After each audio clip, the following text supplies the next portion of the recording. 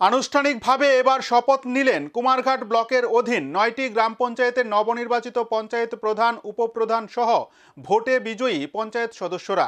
নির্বাচিত প্রতিনিধিদের শপথ বাক্য পাঠ করালেন সরকারি বিভিন্ন দপ্তরের আধিকারিকরা। শপথ নেওয়ার মধ্য দিয়ে জনগণের স্বার্থে কাজ করার অঙ্গীকার নিলেন নির্বাচিতরা।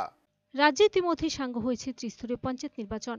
ভোট ফলাফলে অধিকাংশ আসনে জয়ী বিজেপি প্রার্থীরা। ফল ঘোষণা শেষে এবারে শুরু শপথ গ্রহণের পর্ব। মঙ্গলবার থেকে রাজ্যে বিভিন্ন জায়গায় পালা করে শুরু হয়েছে বিজয়ী প্রার্থীদের শপথ গ্রহণ। এদিন প্রথম পর্যায়ে ৫৯ জেলার কুমারঘাট ব্লকের অধীনে রাজনগর, গোকুলনগর, তরুণীনগর, কাঞ্চনবাড়ি সহ মোট ৯টি গ্রাম পঞ্চায়েতে হয় শপথ গ্রহণ অনুষ্ঠান। বিভিন্ন পঞ্চায়েতে প্রধান, উপপ্রধান সহ অন্যান্য সদস্যদের শপথ বাক্য পাঠ করান সরকারি বিভিন্ন দপ্তর আধিকারিকরা। এদিন রাজনগর গ্রাম পঞ্চায়েতে নির্বাচিত ১১ জন সদস্যদের শপথ বাক্য পাঠ করান পূর্ত দপ্তরের আধিকারিক চিন্টু দেববর্মা। অনুষ্ঠানে প্রধান হিসেবে প্রীতম বিশ্বাস এবং উপপ্রধান হিসেবে সুব্রত দাস মনোনীত হয়ে শপথ বাক্য পাঠ করেন দুজনে। আগামী দিনে জনগণের স্বার্থে কাজ করে রাজনগর গ্রামকে উন্নত করার অঙ্গীকার নেন শাসক দল বিজেপি মনোনীত প্রত্যেক সদস্যরা। উপস্থিত ছিলেন ঊনকোটি জেলা পরিষদের জয়ী প্রার্থী অমলেন্দু দাস, কুমারঘাট পঞ্চায়েত সমিতির জয়ী প্রার্থী সুপর্ণা দাস, স্থানীয় পঞ্চায়েত সচিব সহ অন্যান্যরা।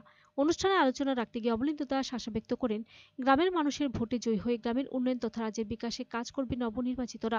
সব ধরনের সরকারি সহায়তা মানুষের কাছে পৌঁছে দিতেও সবাইকে এক হয়ে কাজ করার বার্তা দেন তিনি। আগামী দিনে পঞ্চায়েত পরিচালনা করতে গিয়ে জনপ্রতিনিধিদের সহযোগিতা করতে গ্রামবাসীদের উদ্দেশ্যে দিন বার্তা দেন অমলেন্দুবাবু। সবার সহযোগিতায় রাজনগর গ্রাম নতুন রূপে গড়ে উঠবে বলে ওই দিন আশা ব্যক্ত করেন অমলেন্দু দাস।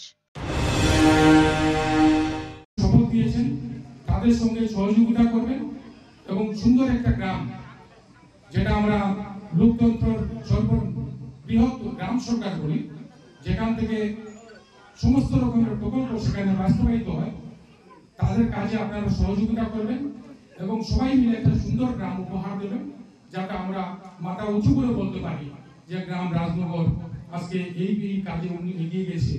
আগামী দিনে আমরা ত্রিপুরা রাজ্যের বুকে এই গ্রাম রাজনগরের একটা নজির সৃষ্টি করতে পারি, সেই আশা সবার কাছে রাখি।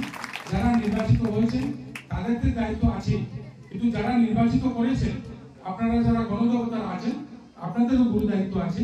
আপনাদের একটু সেই দায়িত্বটুকু আপনারা পালন করবেন, আমি সেই আশাটুকু রাখছি এবং আগামী দিনে তাদেরকে সহযোগিতা দেবেন, সুপরামর্শ দেবেন, এই গ্রামটা যাতে সুন্দরভাবে চলে এবং এই গ্রামের সমস্ত অংশের মানুষ যাতে সরকারের সমস্ত প্রকল্পের সুবিধা পায়, সেই কাজটিকে আপনারা সাহায্যের হাত বাড়িয়ে।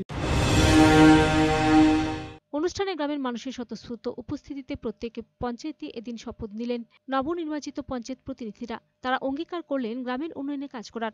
শপথ গ্রহণ শেষে প্রত্যেকের হাতে তুলে দেওয়া হয় শংসাপত্র। বিভিন্ন গ্রামে চলা সমস্যাগুলো নবগঠিত পঞ্চায়েতের কল্যাণে লাঘব হবে বলে আপাতত আশাবাদী পঞ্চায়েত এলাকার মানুষ। ফিরো রিপোর্ট, সার্চ ইন্ডিয়া।